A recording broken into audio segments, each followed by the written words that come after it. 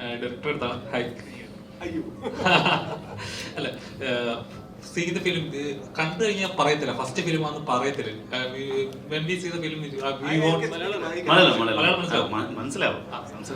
First പടമാണെന്ന് എന്തായാലും കണ്ടാൽ പറയത്തില്ല, അത്രയും ഡീറ്റെയിലിംഗ് നല്ല രസമുള്ള ചെയ്തിട്ടുണ്ട്. എത്രത്തോളം ഈ ഒരു ജേർണിക്ക് വേണ്ടി എത്രത്തോളം ടഫായിരുന്നു എന്റെ സ്ക്രിപ്റ്റിലേക്ക് കൺവേർട്ട് ചെയ്ത് ചെയ്യാനായിട്ട്? കുറെ ഫാന്റസി ഉണ്ട് ഇതിനകത്ത്, കുറച്ച് റിലീജിയൻസ് വരുന്നുണ്ട്, കുറച്ച് ബിലീഫ്സ് വരുന്നുണ്ട്, എന്നാൽ ഒരുപാട് ഹ്യൂമർ വരുന്നുണ്ട്.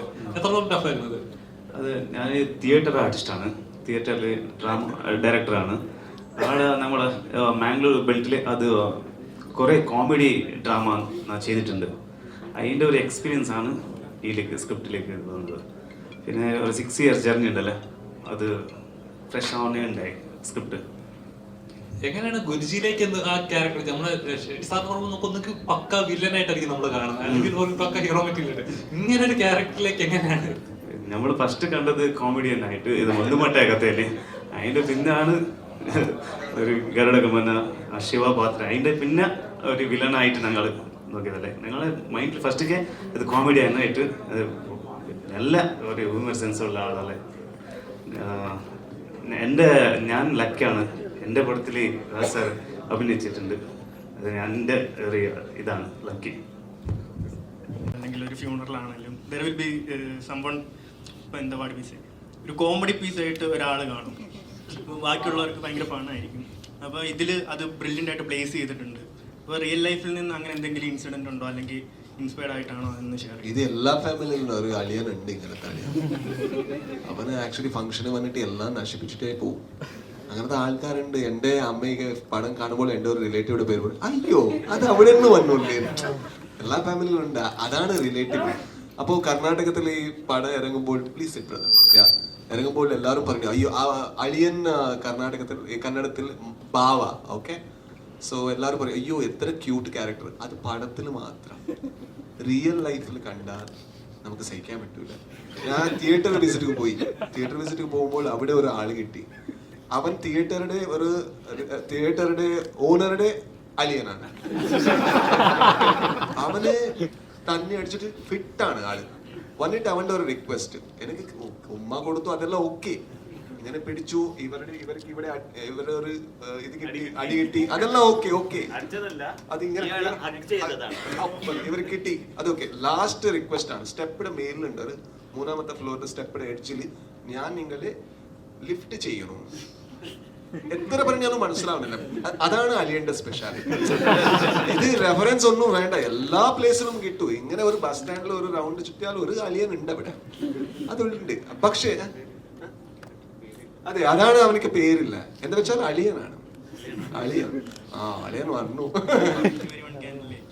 Everyone can relate. And but actually they are cute because their goal is they are not very aspirational.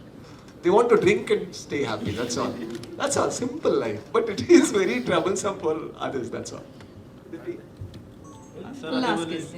ഡയറക്ടറും ഇതിൽ അഭിനയിച്ചിട്ടുണ്ട്. അപ്പം who directed you while you were on screen?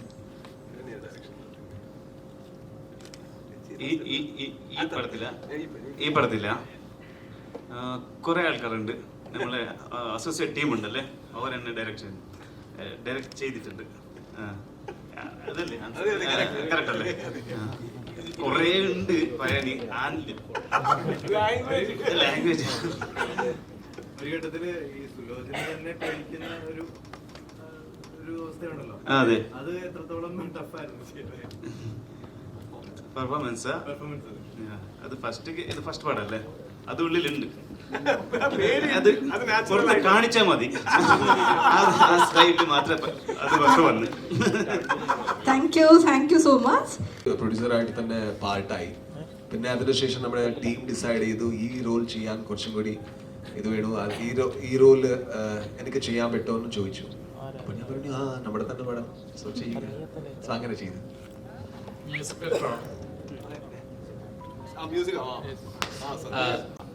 നമസ്കാരം. ഇവിടെ എന്തൊക്കെയോ ചോദിക്കണമെന്ന് മനസ്സിൽ പ്ലാൻ ചെയ്താ വന്നെ, പക്ഷെ അവസാനം ഈ സിനിമ കണ്ടു കഴിഞ്ഞിട്ട് അവസാനം ടോട്ടലി ബ്ലാങ്ക്. ശരിക്കും എൻജോയ് ചെയ്തു. ഗംഭീര സിനിമ. എങ്ങനെയായിരുന്നു ഇങ്ങനെ ഒരു പ്രോജക്റ്റിലേക്ക് കമ്മിറ്റ് ചെയ്യാനുള്ള റീസൺ? കാരണം സ്റ്റാർട്ട് ടു എൻഡ് ഹ്യൂമർ മാത്രം, അതും കൂടുതൽ സിറ്റുവേഷൻ കോമഡി എന്ന് പറയുന്നത് നിസ്സാരമല്ല. എങ്ങനെ ഉണ്ടായിരുന്നു അത് മലയാളത്തിലേക്ക് ചെയ്യുമ്പോൾ? എത്രത്തോളം ടഫായിരുന്നു അത്? ഇല്ല, ആക്ച്വലി കൾച്ചറലി നമ്മുടെ സദൺ പാർട്ട് ഓഫ് കർണാടക പിന്നെ നമ്മുടെ കേരളത്തിന്റെ ബോർഡർ ഒരു കൾച്ചറൽ ഷെയറിംഗ് ഉണ്ട്. അപ്പോൾ അത് കുറച്ചും കൂടി ഈസിയാണ്. പക്ഷേ ഈ ഡബിങ് ചെയ്തിട്ടുള്ള നമ്മുടെ Satheesh മുതുകോൾ, I think he didn't dub, actually he recreated the cinema in Malayalam language. നല്ല പഞ്ചസ് ആഡ് ചെയ്തിട്ടുണ്ട്. കുറച്ചും കൂടി പഞ്ചിൽ കുറച്ച് മാറ്റങ്ങളുണ്ട്, അത് കൾച്ചറൽ റെഫറൻസിന് വേണ്ടി. But he's fabulous. എന്താ വെച്ചാൽ me and JP we travel a long way together. എൻ്റെ ആദ്യത്തെ പടം ആക്ച്വലി തുടങ്ങുമ്പോൾ it was a Tulu film, but it didn't happen. അപ്പോൾ JP ഓഡിഷനിക്ക് വേണ്ടി വന്നത്. അപ്പോൾ അവർ നല്ല ഒരു റൈറ്റർ എന്ന് എനിക്ക് മനസ്സിലായി. എന്താ വെച്ചാൽ he used to narrate stories to people. So I said, why are you wasting stories? Why can't you write and direct and become a director? But yeah, he started, but I was a little late, like, because of so many things we couldn't deliver it. So after 6 years, I think he became a director in Kannada. It's, we are a team together, brother, like, me and him, and we all are from, like, even before I became director, we are in the same boat. I think we are all from the same house. So it's not we chose a script. I think we made it together, everybody in the team.